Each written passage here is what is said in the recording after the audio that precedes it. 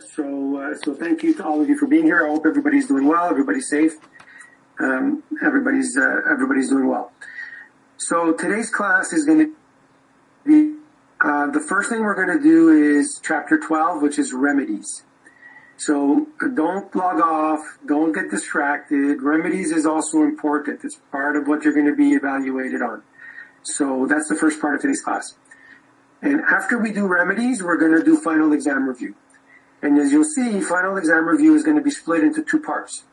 The first part is the logistics, the technical part, the instructions that I circulated on D2L. And then we're also going to open it up to substantive questions about the content. So that's the plan. Okay, so let me get into it.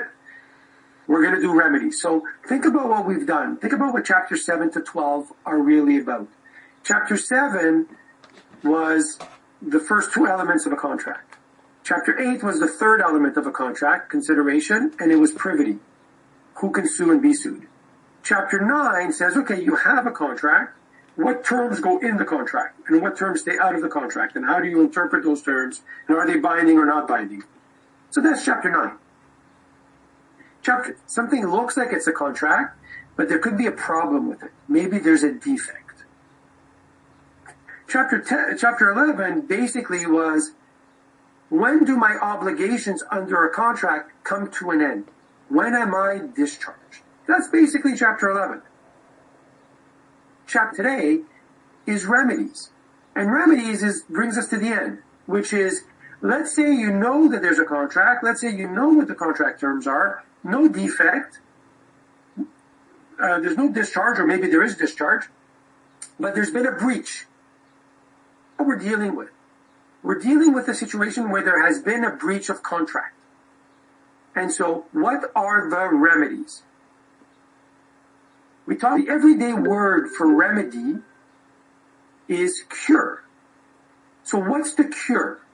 What can the innocent party do if the other party breached? That's what we're studying. That's what remedies are. Big picture. And so we're going to study basically three things. Generally, what type of contractual damages there are, because we're only dealing with breaches of contract. So for there to be remedies, there needs to be it's a breach of contract. Okay? So we're going to talk about generally how do contractual damages work. We're going to spend most of our time on expectation damages, because expectation damages are the most common type of damages. And then we're going to talk about special kinds of remedies that apply on rare occasions, but that are important to know. And they're called equitable remedies because the courts have the discretion to give you these remedies or not to give them. So that's the basic idea behind what we're doing today. Okay? So, Ahmed, does your voice work? Yes or no?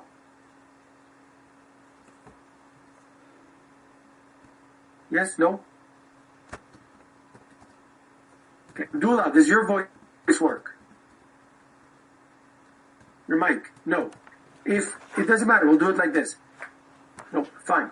If we have a contract and you are supposed to, and I'm supposed to deliver yoga pants to you on April 9th in the morning to your warehouse, and I don't, are you going to have your cousins come over with baseball bats and convince me to deliver the yoga pants to you? No. Mohammed, put your mic. No. Mohammed, if I don't deliver my yoga pants to you, are you forced and say, force Andre to deliver the yoga pants? We have a contract. He was supposed to deliver yoga pants. He's not delivering yoga pants. Are you normally allowed to go to court and say, I want a court order that Andre must deliver the yoga pants to me? Is that the way remedies for contracts normally work? Yes or no?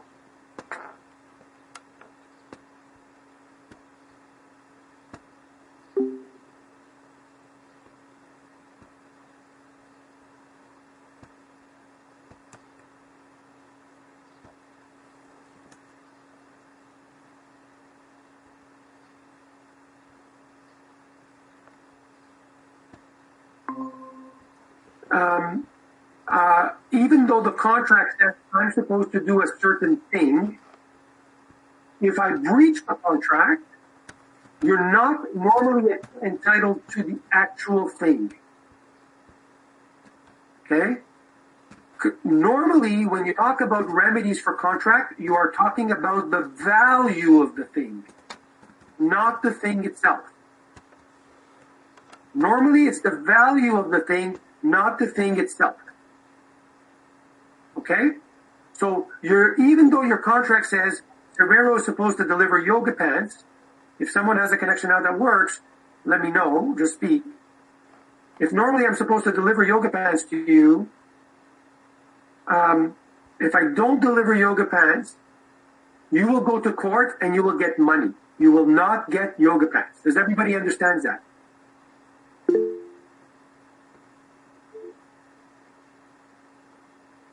Okay? That's the most important thing for you to start understanding. People get confused about this, and then everything else I'm going to say later is hard. So you are entitled to the value of the thing, not the thing. If I promise to sell you a car, Salmon, if I'm pronouncing it wrong, I apologize. If I'm promising you a car and I don't deliver the car to you, are you entitled to go to court and get the car? Yes or no?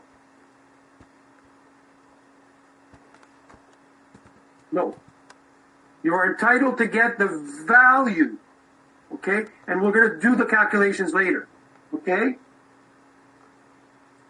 Miriam, wait, and I will do calculations with you in a little while. Is that okay? I just want you to understand the first principle first. Okay? So that's the first thing. So that's why I say show me the money, right? From the Jerry Maguire. So normally, there are different types of contractual damages. There's different kinds of damages you can get for a breach of contract. This is from the textbook. I'm not going to teach you all of these. Okay? What I want you to know is that the most common are called expectation damages. So please write down expectation damages are the most common types of contract damages. Expectation damages are the most common type of contract damages.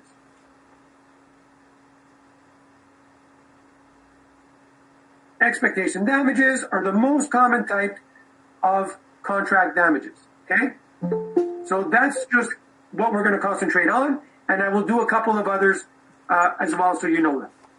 So let's talk about expectation damages. Okay? Ladersa, why are you saying oops? Okay, no, don't worry. Okay? The most common type. So now let's talk about expectation damages. Expectation damages are a way to calculate damages when there's a breach of contract. There's different ways to calculate. This is the most common type. So how do we calculate? The way that we calculate is we look forwards, not backwards. So please, when I tell you to do this, it's for your own good. Write down expectation damages, look forward. Write it down. Expectation damages, look forward.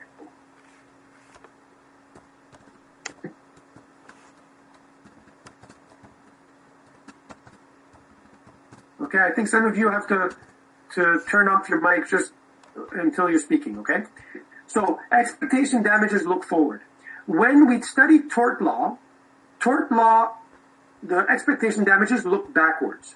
So in tort law, you don't have a contract.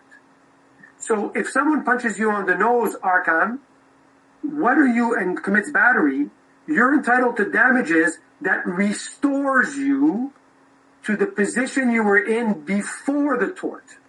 So tort law, the damages look backwards. In tort law, the damages are backward looking. If you slipped and fell because someone was negligent, the damages you're going to get are going to repair your hip, are going to make sure that any lost revenue from work you get. But they look backwards. So tort law, the damages look backwards. Okay? In expectation damages, we look forwards. So expectation damages look forwards. Okay? And why do they look forward? For the simple reason that you have a contract. And the contract said, I promise to do something and you promised to pay me for me to do something. So in contracts, it's normal that we look forward because there is a contract. And the whole purpose of expectation damages is to put us, the two parties in the contract, to put us in the position we would have been. In the position we would have been as if the contract was performed. That's what expectation damages do. They are forward-looking. They put us in the position as if the contract was performed. How do they do that? The general rule is by looking.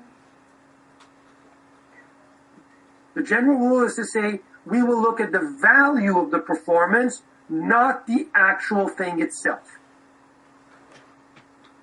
Okay? There are some exceptions to this. We're going to study the exceptions to this. They're called specific performance and injunctions. But the normal rule is you don't get the actual thing. You only get the value of the thing. And when you look at contracts, you look forward. Does everybody understand that basic principle? Yes, no, maybe. Okay, good. So now I'm going to need some volunteers because we're going to do some examples. You're not going to need to do math on the final exam, okay? But you need to understand how expectation damages work. So how do they work? When they're forward-looking and when you do the calculation of what the damages are, you take the expected benefit under the contract and you subtract minus the expected costs under the contract. Expected benefits minus expected cost. So that's the basic idea. I revised these slides and gave you the revised slides on the weekend to give you better examples than what's in the text. The text is an example with Jose and Maria, which I don't like.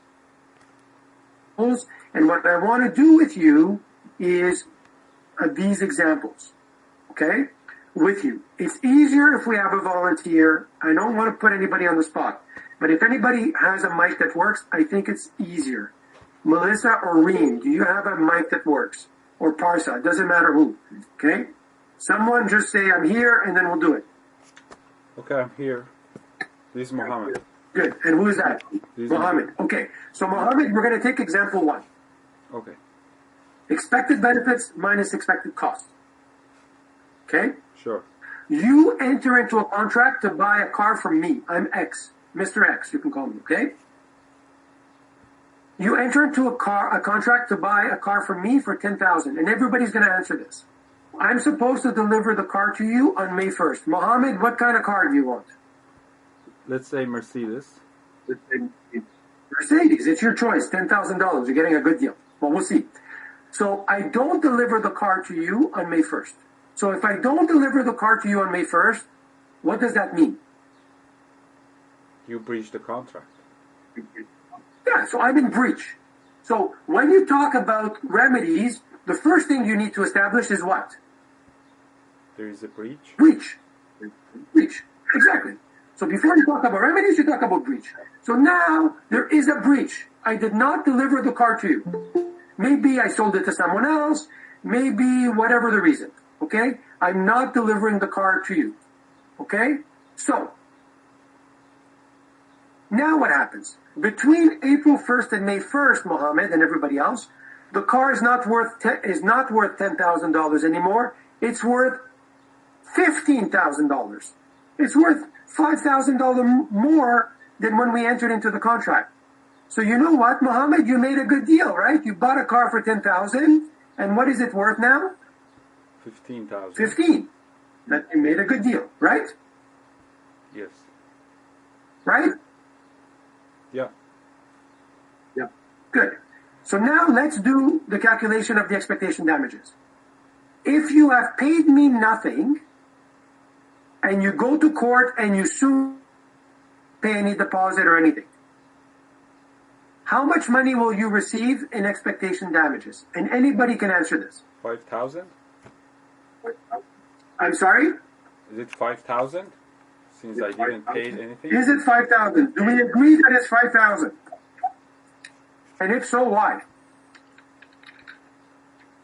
I think because It's not 15, it's 5,000. And the reason it's 5,000 is because of this calculation.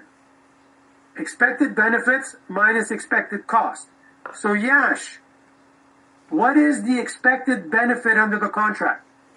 10,000? 15,000? What is the expected benefit under the contract? If the contract had been performed, you would have had a car worth how much? No. You had it right the first time, Yash. Your calculation's correct. That's why I'm asking you. If the contract had been performed on May 1st, what would be the value of the car that you would have received? 15,000. Remember, are expectation damages looking forwards or backwards? Someone write it down. Expectations damages look forward. So you have to pretend that the contract was performed. So, how much do you receive in damages? Do you receive 15,000, 5,000, 10,000, or 0? What is the actual amount you're going to receive? Why is it 5,000? You are correct. The answer is 5,000. Okay, I'm going to pretend I know what Genos are, but let's say $5,000 for those of us who are boomers. Okay? So it's 5,000 because if the contract was performed, the benefit you would have received is a car valued at 15,000. What would you have had to pay to get that car? What would have been the expected cost? 10,000. So be careful with your calculation, Mohammed. It's $5,000 in damages. The expected benefit is 15,000 and the expected cost is 10,000. Therefore, your damages are 5,000 because if the contract had been performed, you would have gotten a car worth 15, but you would have had to pay 10. 15 minus 10 equals 5. Okay? Let's do the second part of this question. The same facts. Mohammed has a contract with me. I'm supposed to do for $10,000. I'm supposed to deliver the car on May 1st. The value of the car went up. It's now worth 15, not 10. But I already paid 10,000. How much money will I get in damages now?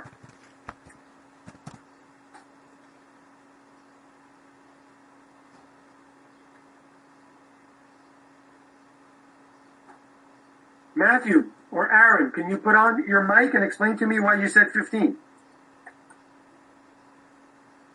Aaron, does your mic work? I'm Matthew. I can do it. Go, Matthew. Explain to me why the answer in this case is 15. I think it's because it's expected cost, and since you've already paid it, it's not an expected cost. So he should pay you the full benefit that you would have gained had you had everything. So let's use this calculation. Matthew, you're right, but just to explain it using this calculation, does your expected benefit change? Is it still $15,000 like in the first example? Yep. Yes. So now it's 15,000 minus what? Do you still have to pay anything for the car in this example? No. So it's 15,000. Instead of 15,000 minus 10, it's 15,000 minus what? 0. Exactly. 15,000 minus 0. And it makes sense because in order for you to get the $5,000 in increased value, you've already paid 10. So the other party has to give you back the 10 plus 5. It actually makes sense. Does everybody understand this? Expected benefits minus expected cost. Looking forward. That's example 1. You and I together with everybody, we're going to do example 2. Okay? So now, Matthew, your friend Mohammed told you not to do business with Serrero's dealership, but you don't listen to him. So you enter into a contract with me to buy a car for $10,000, and I'm also supposed to deliver to you on May 1st. What car are you picking, Matthew? A Toyota Corolla. A Toyota Corolla. All right.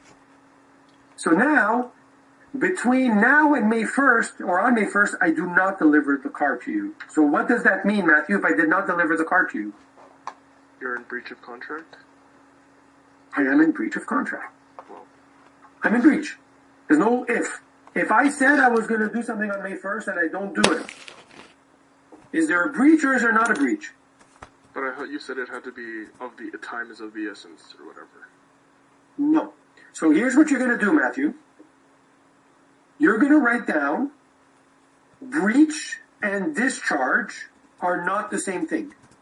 And I want as many of you as possible to write that down. Breach and discharge are not the same. I'm waiting. Oh.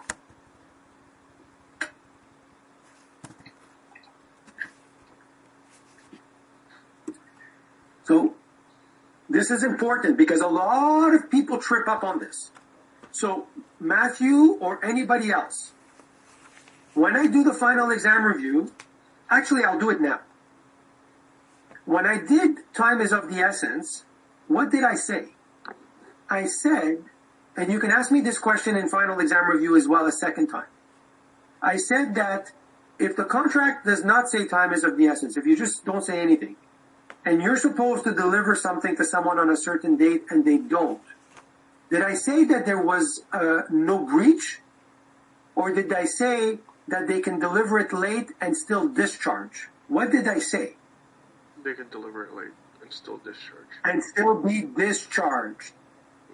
So, let me ask you, are breach and discharge the same? No, they are not the same thing. No. Okay? The other party can still sue you for being late, but they cannot themselves be discharged because you did not perform. Okay? So thank you for mentioning that, Matthew. It's an excellent point. Okay? But remember, breach and discharge are not the same. So, I did not deliver the car to you on May 1st. So what just happened, Matthew? You're in breach of contract. I'm in breach of contract. But now, the example is a little bit different. This Toyota Corolla that you bought, when you bought it, it was worth $10,000, and now it's worth $2,000. Let's say I'm stupid enough to breach. Because you entered into a bad deal. You're supposed to pay $10,000 for something that's worth $2,000. Let's say, so normally I should run to deliver to you to collect the $10,000. But let's say I'm stupid enough not to deliver to you. How much money in this case will you deliver, even though I'm in breach?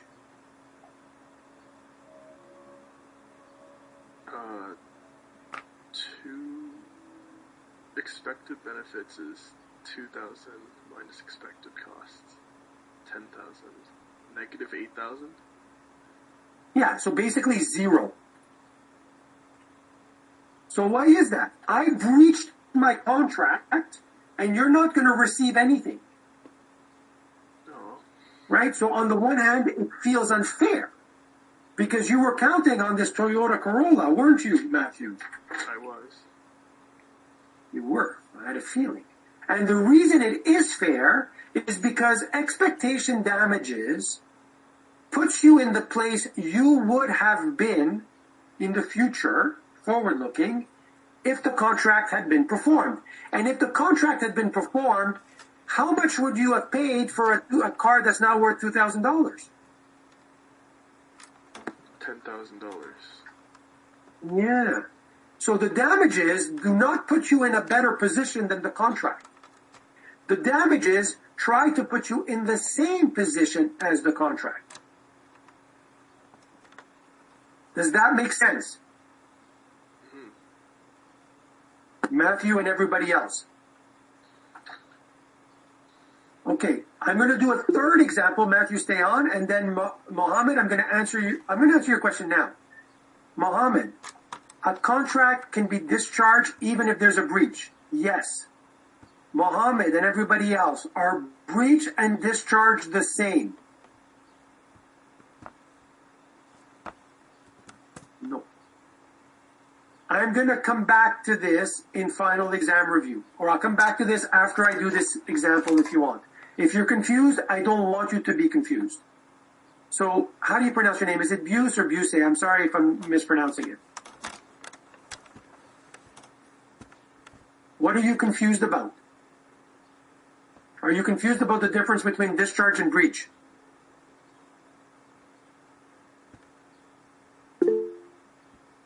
Okay.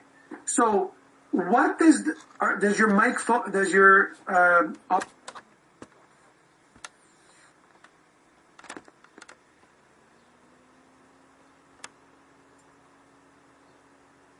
does your audio work or not? Okay, so if you want to put it on, it'll be easier. We'll do it together. Okay? If it doesn't matter. Breach means breach. Breach means you have an obligation under the contract that you have to perform. That's what breach means. If you don't perform, breached it.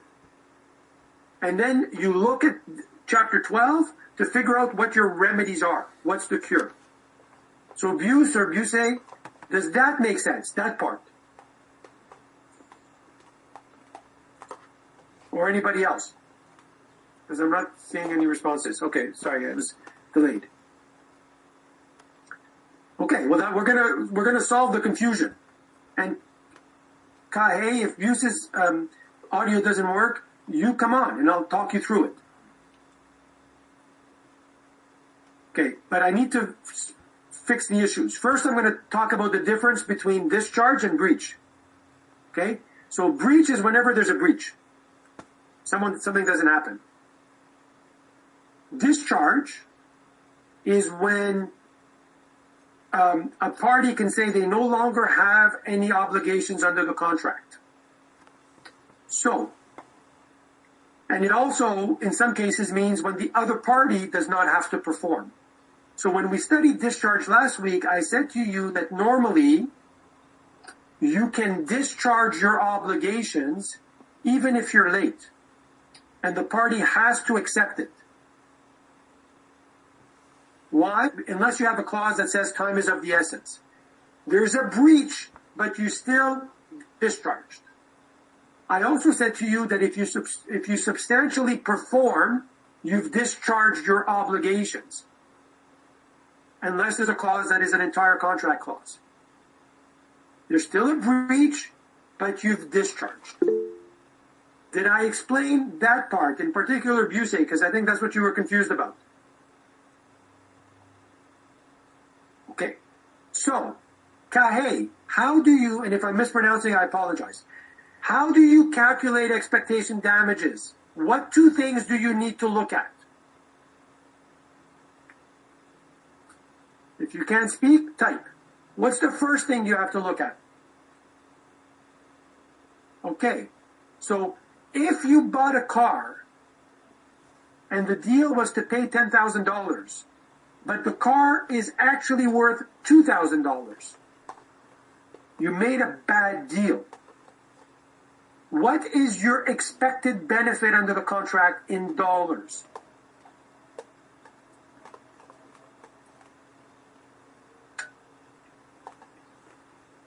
No, it's not 8,000. The expected benefit is 2,000. That's what you would have received.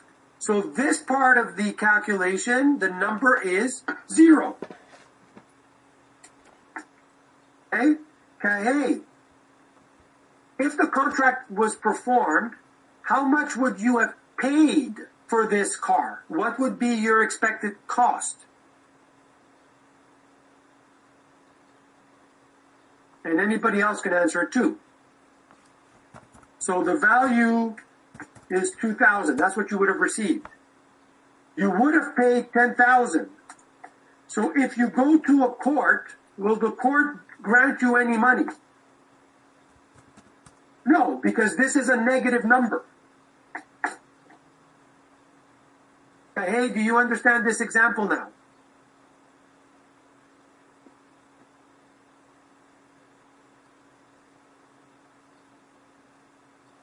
Okay? So if you did a bad deal, you're not going to leave the court with money. Yeah, it just means you lost money. It means you're probably not going to sue. It was a bad deal because the deal was bad. Okay. So now, let's go back to someone who has a mic. Matthew, if you're still okay to buy a car, we can use you. Sure.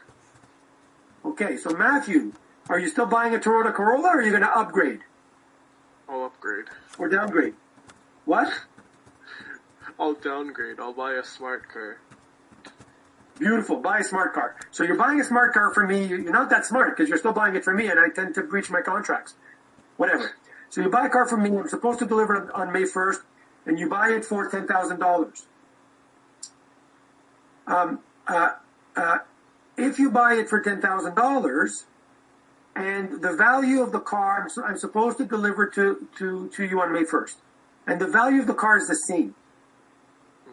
You didn't do a good deal. You didn't do a bad deal. It's worth the exact same. And let's say your friend Mohammed, whose question I will answer later, so I don't deliver to you on May 1st. And you're kind of ticked off about it. But your friend Mohammed happens to be right next to you when you get the news that I'm not delivering the car to you. Am I in breach or not in breach? Yes. Matthew. Yes. You're in breach. And Mohammed says, guess what? I have exactly the same car. It's a smart car. It's got the same mileage. It's got the same color. It's got the same interior. It is exactly the same. And Mohammed sells you the same car on the same day at the same price. If you sue me for damages and you have not paid anything, how much are you going to get?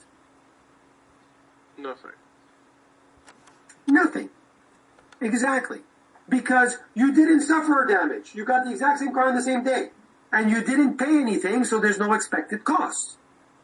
If you've already paid $10,000, what are you going to get? $10,000. Yeah. And guess what happened, Mohammed? You just answered your own question. Do you see that or not? Yeah, Mohammed, but, do you see that or not? yeah, but my question was about the 2000 when. Question 2. Yes. Yeah, you still get the money back because that's in your question. Sorry, so that's the question here. In question 2, if you've paid the 10,000, you still don't get the if you paid the 10,000, you would have had a car for 2,000, so you're basically getting $2,000 back. Because your net loss would be 8,000.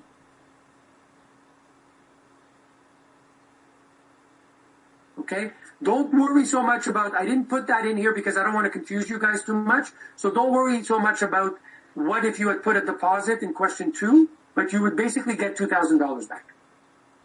Because your net loss is 8,000 and the law is not going to change that. Okay, Mohammed? Okay. So that's how you calculate. So remember, you're always doing expected benefits minus expected costs. And these are just hopefully some examples to make it easier. Okay? Let me go through some of this other stuff. Some of it I'm going to go through a little quicker than others. Okay? So we're still dealing with expectation damages, and we're dealing with some special issues regarding expectation damages. Okay? So these are some of the issues. As I say, I'm going to do some of them really quickly because I just want you to know them, but really nothing more than that. So the first issue is, if it's difficult to calculate damages, too bad. A judge still has. So the fact that it's difficult to calculate damages, at the end of the day, the court still does it. The second point I want to make, also very quick, is if there are 2 ways to calculate damages, the court will choose the way that includes the lowest amount. So the court does not want the defendant to pay more. So if there's 2 ways to calculate it, they will use the least costly way. So that's the second point.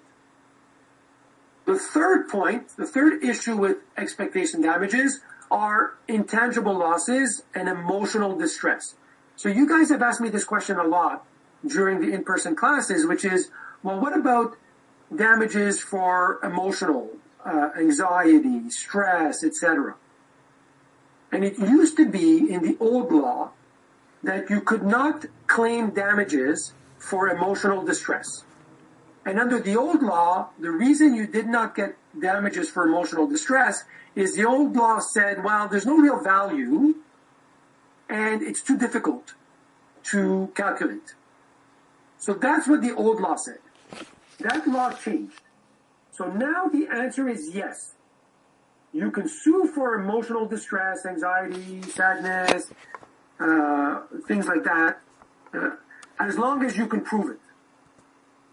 I'm not going to teach you proof, but as long as you can prove it, you can get it. Okay? So take, for example, a situation where you leave your dog at daycare. You know, you're on vacation and you leave your dog with a special pet place. And under the contract, they're supposed to take care of your dog, they're supposed to feed your dog properly, etc., etc. And let's say they breach their contract. They don't treat your dog properly.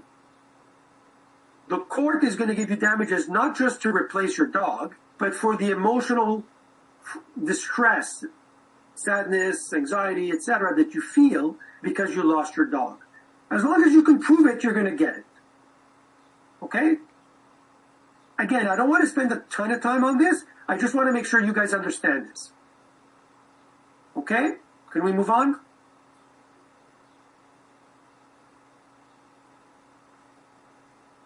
Okay, good. So now, let's talk about remoteness. Okay? So, again, for you to receive expectation damages, it's like when we did negligence and but-for. It's not exactly the same, but it's similar in the thinking. Okay? When we get damages for contracts, the damages cannot be too remote. So write down, damages cannot be too remote.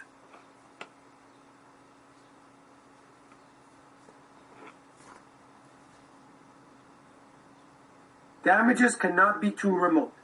Mesbah, it's basically what you can prove. Sadness, anger, anxiety, stress. As long as you can prove it to a court, you can get it.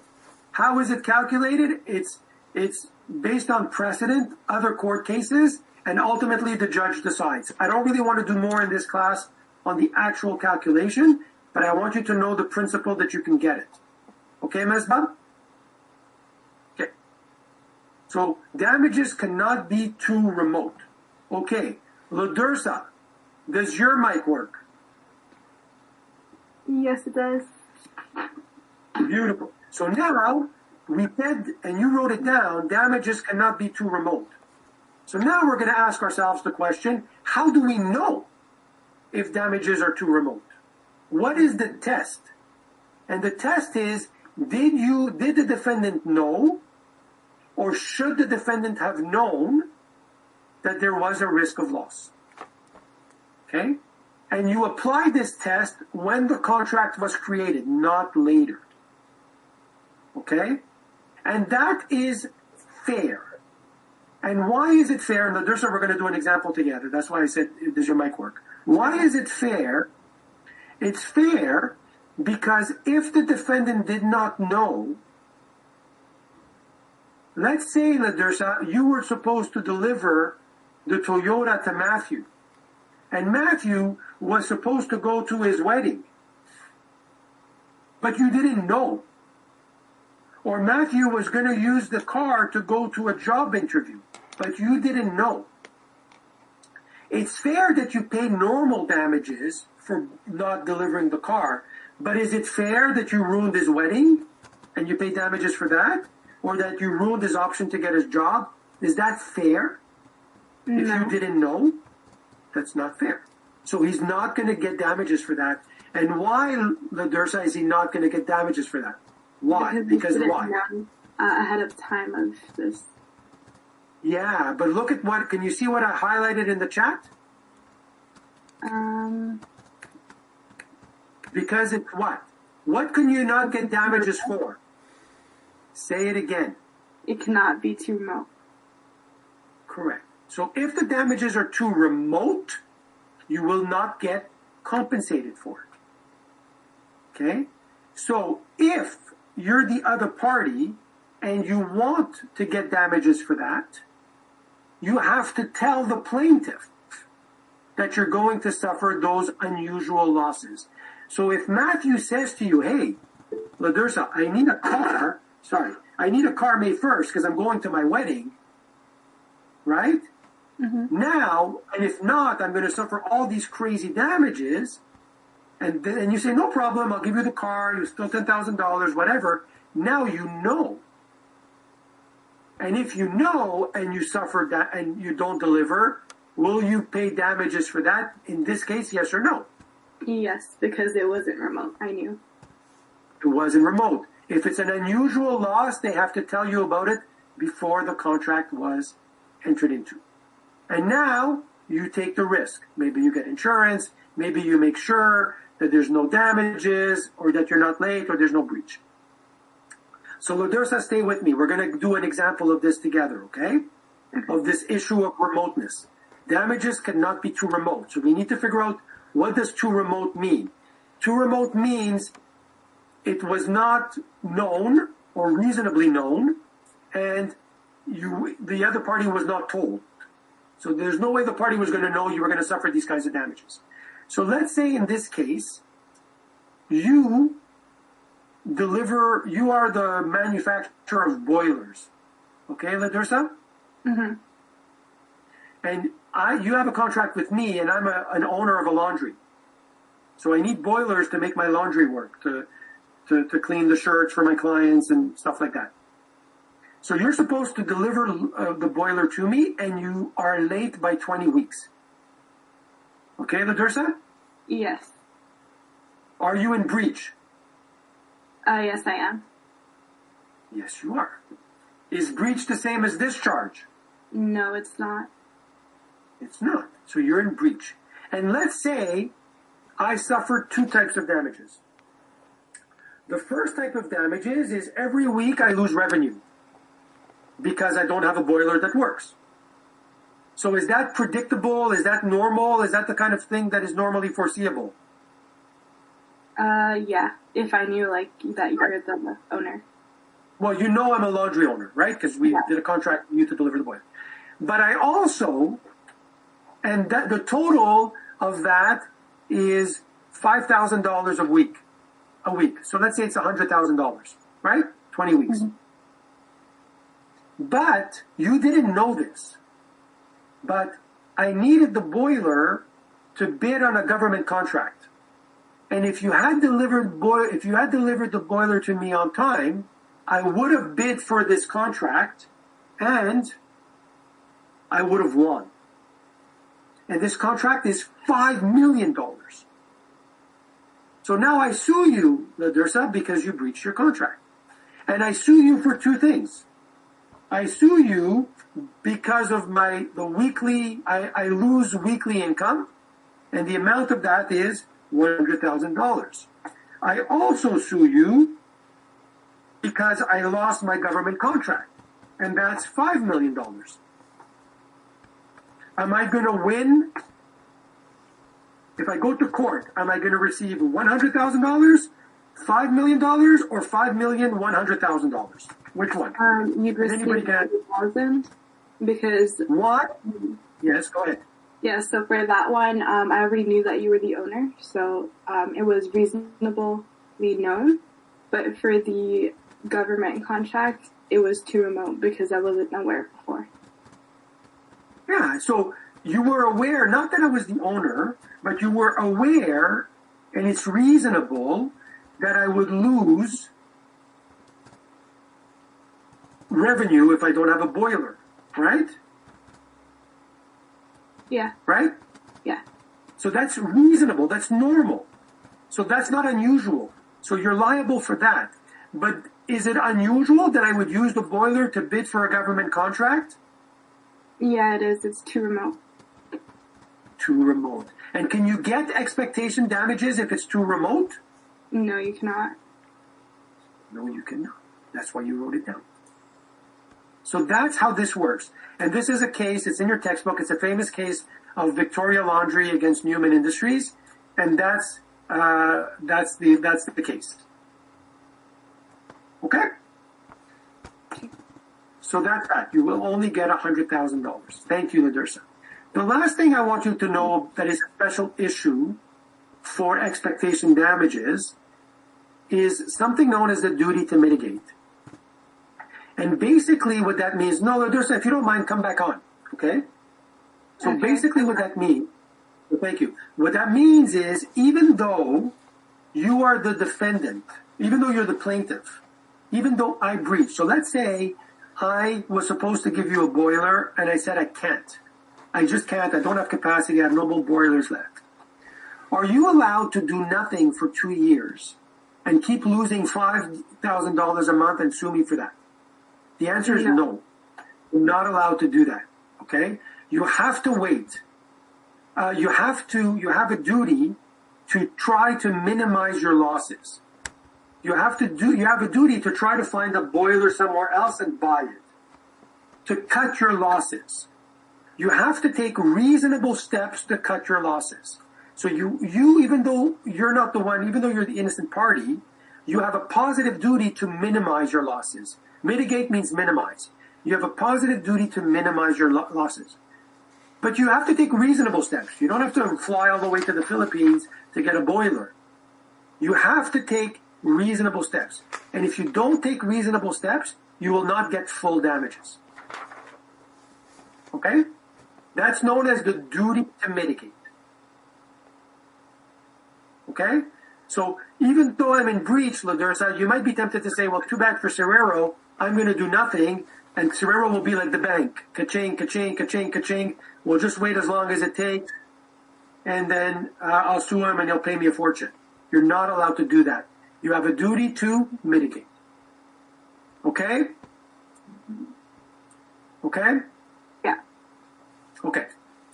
So I want to talk to you really quickly about other damages, but remember I told you there was a chart, there was other damages, but I was going to concentrate on expectation.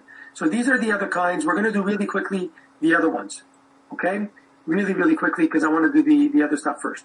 The other stuff too. So nominal damages is when you sue. In example 2, you would sue for damages, or example 3, you would sue for damages, but you didn't suffer a loss. So nominal damages means you're right, so you get $10. You get a symbolic amount. Okay? The same way we studied that for tort, same thing happens for contract. You know this already. I don't need to spend more time on this. Liquidated damages are a little different. So Ladersa, can you come back on? We'll finish the example. We'll use the laundry. It's probably easier if we do that. Yeah, I'm here. Okay, so now let's say that you want to buy a boiler from me. So ask me to deliver a boiler to you. Can you deliver a boiler to me, please? No problem. I'm a boiler maker and I'm a boiler deliverer. How much do you want for this boiler? Pick a price. I want $50. You're gonna no. How much is it gonna cost to buy this boiler? Oh, Doesn't matter. Pick a number. $50. Okay, you're getting a really good deal. So let's call it $5,000. So you're going to buy the boiler for me for $5,000. You're allowed to say, and we're allowed to say in the contract, Serrero, if you don't deliver the boiler to me, you're going to pay me $50,000. That's called a liquidated damages clause, and that's legal. Because you say, listen, if you're not going to give me the boiler, it's probably going to take me at least 10 weeks to find another boiler, and by the time they deliver it, that's $50,000. So if we put this clause in the contract, it's called a liquidated damages clause. And the reason we do that is we pick the damages in advance. It's called a pre-estimate of possible losses, but it's genuine. We took a guess, but it's an educated guess. And it says that if I don't deliver to you, it's $50,000. That's the damages. And that's legal. And why do we do it? Because this way, we don't have to go litigate the damages. We know what the damages are. And I have an incentive to perform because I know that if I don't perform, the damages are 50,000. Okay? So let's say Ledursa, we have this clause, liquidated damages, and the clause says, I will pay you 50,000 if I don't deliver the boiler to you by May 1st. Let's say that I do not deliver to you the boiler, only suffer $5,000 of damages. How much can you sue me for? 5,000 or 50,000? 50,000 because Correct. you, promised that in the contract. Yeah, so that's the clause we entered into. It's a liquidated damages clause. So the fact that it's smaller is irrelevant. Let's say that you don't suffer 50,000 in damages. Let's say you suffer 75,000 in damages or 100,000 in damages, like Mohammed wants to know, and Kahei and Yash. What happens now? You still You get get what 50,000? What number do you get? Let's say you actually suffer 75,000 in damages, but the clause says 50. What number do you get? 50. Correct. Give me the first high five of the day, Larissa. Okay? High five, and write it down for an exclamation point. It's 50. Because that's how a liquidated damages clause works. We took it, it's genuine, we did our best, we picked a number, and that's the number. Even if it's higher, even if it's lower. Okay? Let's take another example. So that's how it works. Let's take another example, Ledursa, and we enter into a contract, and instead of saying 50,000, you write down 5 billion. So say, listen, Serrero, I really need this boiler. If you're not going to deliver it, you're going to have to pay me $5 billion. So say that. I really need the spoiler, and if you don't deliver it on time, then you owe me $5 billion. I'm going to say, Ledursa, nothing to worry about. No problem, I'll sign it. So now the clause says $5 billion. Okay? That, and if you try to exercise the clause, will you succeed? Let's say I breach. Will you get $5 billion? Reem, give me the second high five of the day. But you have to write down. When I say high five, you have to write down.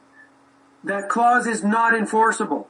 And the reason it's not enforceable is that even though I agreed to it, it's not genuine. There's no way in heck, Ledursa, that you would suffer $5 billion in damages. Is there? No. No. So even though we agreed to it, it's not enforceable. Because in this case, it will be a penalty clause, and penalty clauses are not enforceable. So that's how this works. Okay, guys? Thank you, Ledursa.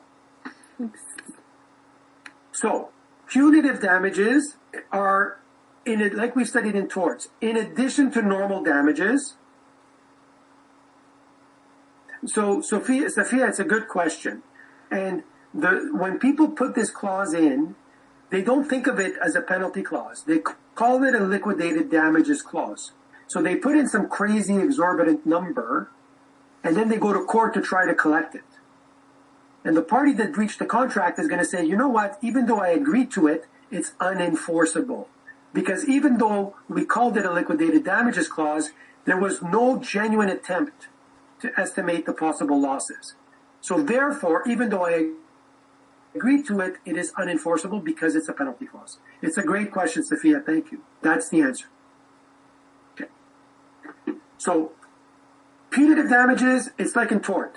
If the court wants to award extra damages because your behavior was so bad, so reprehensible, so malicious, etc., it can do so. Okay? You don't get as many punitive damages in Canada as you do in the States, but it's the same analysis as tort, so I don't want to spend more time on it. Okay? So now we're going to do equitable damages, equitable remedies. Sophia, does your mic work? Can we use you as an example? Yeah, it works. Beautiful. So remember I told you at the very beginning that when you look at damages, you look at what? You look at money, not the thing itself. Remember that? Yeah. So normally, are you entitled to performance or are you entitled to money? The money. Correct. Now I'm going to talk to you about the two exceptions. And the two exceptions are specific performance and injunctions. they are both part of something called equitable relief. And the reason they're called equitable relief is historical, but basically when you say equitable relief, it means that you are at the discretion of the court. Okay? So there's two kinds. The first kind is specific performance. The second kind is injunctions. Okay? Sophia? Yep. Okay. So the technical definition of specific performance means when you order someone to perform exactly what they said they were going to do. So if you're supposed if I'm supposed to deliver a car to you and I don't, you will not get specific performance. You know why? Because you can get another car somewhere else. If you were supposed to buy a phone from me and I don't deliver to you, you will not get specific performance. Do you know why? Because you can buy a phone anywhere else. So normally, specific performance is very rare. The basic, so it's an exception. And the basic exception is when damages are inadequate. So you will get specific performance when damages are inadequate. You don't have to write it down, Sophia, but say it. You will get specific performance when damages are inadequate. You will get specific performance when damages are inadequate. So let me give you an example. So do you know what the portrait Mona Lisa is by Leonardo da Vinci? Yes. Okay. So if I owned it and you and I had a contract that I would sell you the Mona Lisa portrait, the original by Leonardo da Vinci, pick a number that you would pay for Mona Lisa. Oh God. 5 million. 5 million. So we have a contract. When do you want me to deliver it to you? May 1st. May 1st. And guess what? I don't deliver to you May 1st. In this case, can you go to court and ask the court for specific performance? First of all, before answering that, in this case, if you went to court to ask for specific performance, what would you ask for? What does it mean to ask the court for specific performance? It would mean that the court would order you, I'm asking the court to order you to do the thing that you were supposed to do. What is it? To give me the painting. You're right. Yeah. So that's what specific performance means. It's not money, it's I have to give you the thing. It's rare, it's an exception. So in this case, do you think you would win or do you think you would lose? I think I would win. Yeah, high five. Why do you think you would win? Yeah, there we go, thank you. Why do you think you would win? Because it's unique, it can't be replaced by something else very easily. So would damages be an adequate remedy or would damages be an inadequate remedy? An inadequate remedy. Correct. So that's the point. When something is so unique that you cannot find a substitute for it, can you find a substitute for the Mona Lisa? No. You have to go to the Louvre. You have to get there early. You have to stand in line. You have to see it. There's no substitute for it. Okay? There's substitute for cars. There's substitute for watches. There's substitute for rings. There's substitute even for homes. But there's no substitute. If there is no substitute, then you will get specific performance. That's the basic time you're going to get specific performance when there is no substitute. Because as a result, damages are adequate or inadequate, Sophia? Inadequate. Thank you. Does anybody have any questions about that? Because that's important. You can go to court and ask for specific performance, but it's rare. You're only going to get it if damages are inadequate. It's not, Yash, it's more than unlikely. Okay? It's so unique that there is no substitute. Okay, Yash? Remember, this is an exception. This is rare. Okay.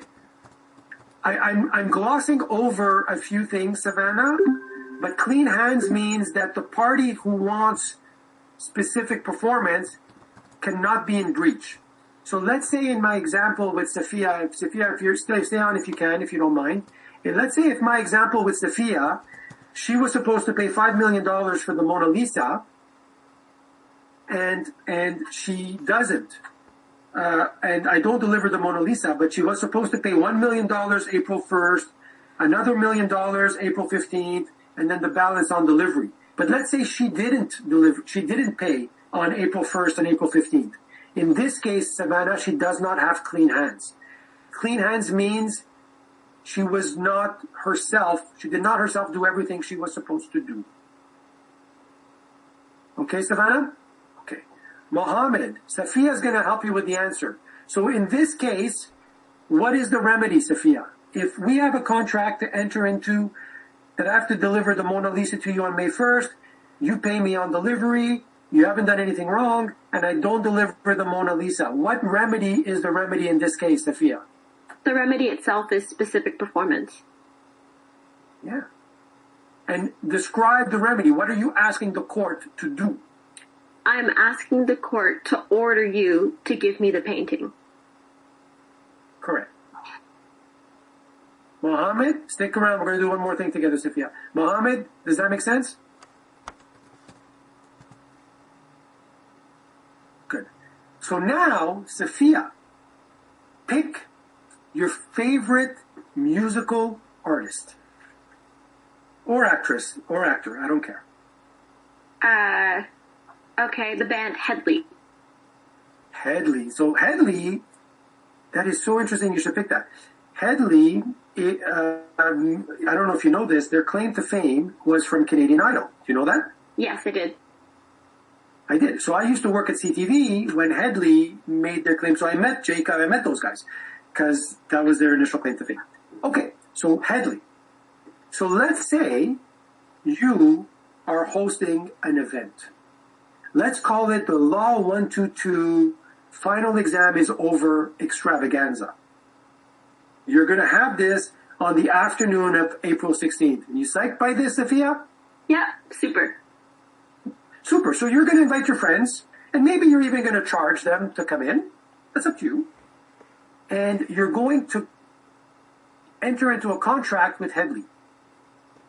For Headley to show up at this Law 122, the exam is over extravaganza, and he's going to perform. How much are you going to pay him to perform on the 16th? 500,000. Okay, that's pretty good for a local kid, right? Some Canadian boy who made it big. But that's good. So you're going to pay him 500,000 to perform at your event. And you're psyched. You're looking forward to it. Right?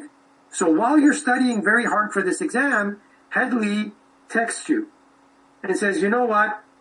I'm not going to make it. And you go, what's wrong? Why aren't you going to make it? And he goes, you know what? I have a hairdresser's appointment. I got to keep my hair spiked looking the way it normally does. I'm not going to be able to show up. It's the only time my hairdresser can see me. Are you happy or are you bummed, Sophia? I'm bummed. Yeah. Let me ask you a question. Can you go to court and get an ordinance to force him to perform? Because he's clearly going to be in breach, right? He was supposed to perform, he's not performing. Can you get an order of specific performance for him to actually perform? No. No. Even though he's in breach. How come? Because it would be a personal service, and the court can't force someone to do that. The court cannot force someone to do a personal service. So you can never get specific performance for a personal service. Why don't you say it for the class, Sophia? You can never get specific performance for personal services. You can never get specific performance for personal services. Yeah. Because even though it's in breach, are you bummed? Yes. Did all your friends expect Headley to come? Yes. Did they pay you money in advance for him to come? Yes. Is he in breach? Yes. Are you really upset that he's stiffing you to get his hair done? Yes. Can you force him to show up? No. I want to make sure everybody understands that. The law on this is very clear because basically, if you can get specific performance and force people to do something, that's slavery. And that's not on. Okay? There's a famous case in your textbook that dates back from the 1930s involving a famous actress at the time called Betty Davis. If you want to have some fun, go to Apple Music or Spotify and Google Betty Davis. She had beautiful, beautiful eyes, which was about Betty Davis's eyes. But the basic case, the reason this became law in the 1930s, is she entered into a contract with one of the Hollywood studios. Let's say Universal, I forget which one. And the contract said that she had to perform, let's say 5 movies. She had to be in 5 movies that Universal Studios would produce over 3 years. And she got paid a lot of money for it. And guess what? She didn't perform. She didn't show up. And the court says you have to show up. But she didn't. Not the court. The Universal Studios said you have to show up, but she didn't.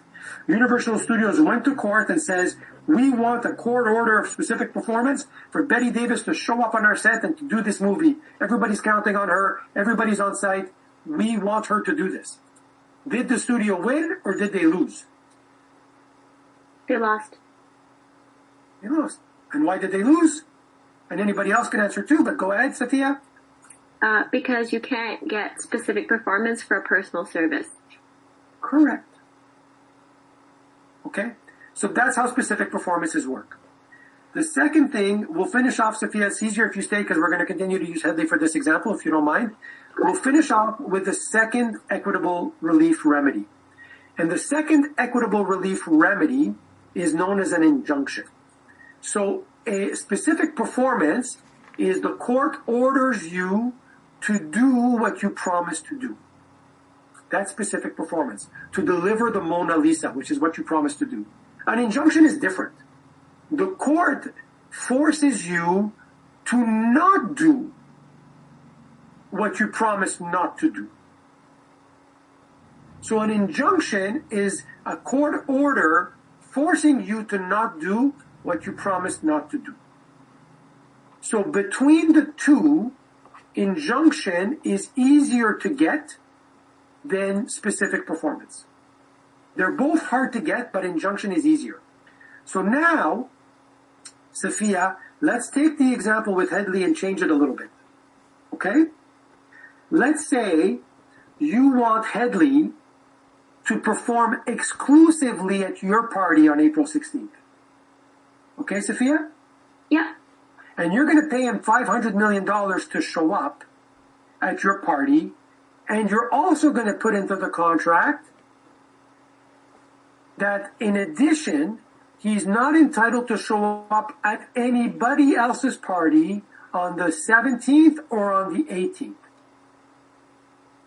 Because you want to be the exclusive Headley, you want to be the only person Headley's going to go to, and that's how you're going to get the most people to come to your party. Does that make sense? Yeah. So now, Headley calls you up and says, I'm not going to come to your party, I'm going to my hairdresser. And by the way, Savannah got in touch with me, and she wants me to go to her party on the 17th in the morning. Are you happy about that, Sophia, or not? No, I'm not. No. Are you going to be able to get a court order to force him to show up at your party, which is what he promised to do? No. No. But you might be able to get an injunction. And what would the injunction say from the court if you got it? It would say that he cannot perform for Savannah or go to her party. Correct. So that's what an injunction is. It's a court order basically compelling someone to not do what they promised not to do. So the law doesn't like specific performance.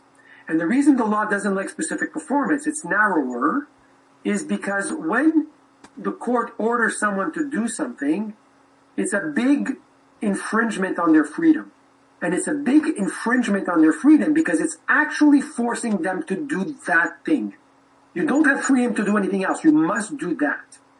So that's a big infringement on freedom. That's why the court uses this remedy in a very, very narrow way. An injunction, you'll get more often than specific performance, because in an injunction, if a court agrees with you, Sophia, and says to Headley, you're not allowed to perform at Savannah's event, he can still do a million other things, right? He can play hopscotch with his niece, he can go shoot some hoops with Drake, he can still do a million other things, right? He can binge on Netflix, right? So it's a lesser restriction on his freedom. You're allowed to do anything, but you can't do that. Okay? So that's what an injunction is. An injunction is like a restraining order. Okay, hey, that's very good. Yes, but restraining orders, the language of restraining orders is something that you use in criminal law. So it's like a restraining order, and when you get a restraining order because you're afraid of someone or you don't want them to come close to you for whatever reason, you use the criminal law process. Injunction is civil law, where you're talking about money. Okay? So those are the two types of equitable relief. And the last slide, which I will not do, is exclusion clauses.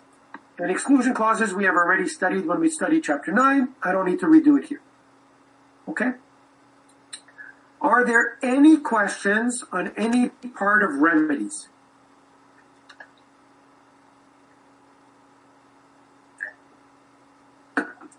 I need to see answers. I need to know if you have questions or if you don't have questions. Okay. All right. So here's the plan. We're going to reconvene at